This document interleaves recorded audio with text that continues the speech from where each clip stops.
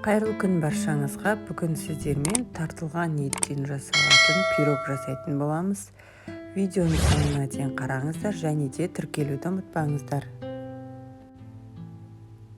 Жылы суға сұйық майымызды қосып, және де тұзымызды саламыз, және де қопсытқыш салып араластырамыз.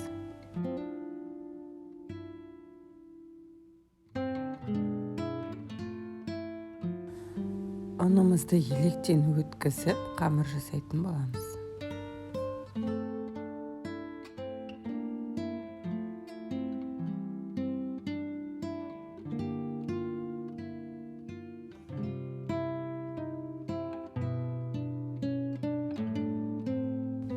Дайын болған қамырымызды холодильникқа 15-20 минутқа салып қоямыз.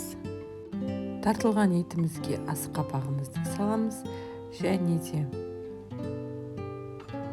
картопымызды салып, пиязымызды қосамыз. Оның үстіне бұрышымызды, тұзымызды салып, жақсылап араластырып қоямыз.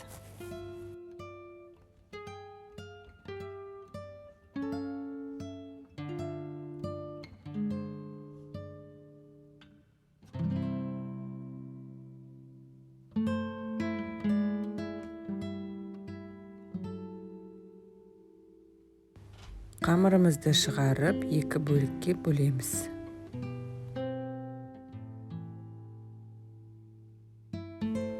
Пергамент қағазын үстіне жайып аламыз. Форманы өз қалауларыңызға жайсаңыздар болады. Мен дөңгелек етіп жайдым, овальный етіп жайсаңыздар да болады.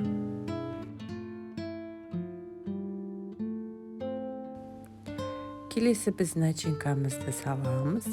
Оның үстіне қамырымыздың екінші бөлігін жайып, бетін жабатын боламыз.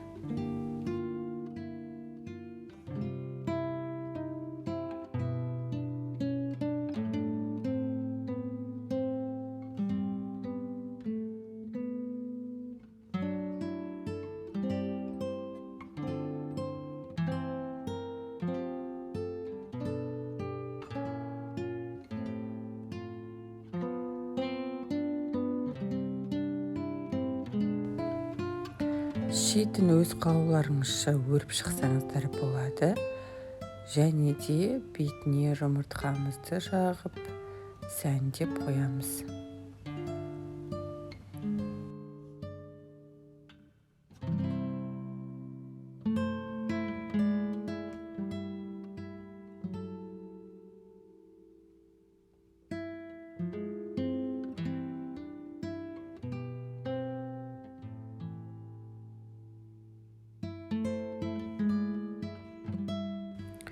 Ортасын тесіп қоямыз, себебі ішіне буы шығу керек. 180 градуста шамамен 45-50 минуттай пісіретін боламыз. Достар, міндетті түрде жасап көріңіздер, өте жұмсақ, нәзік, керемет болып шығады, және де өте тойымды.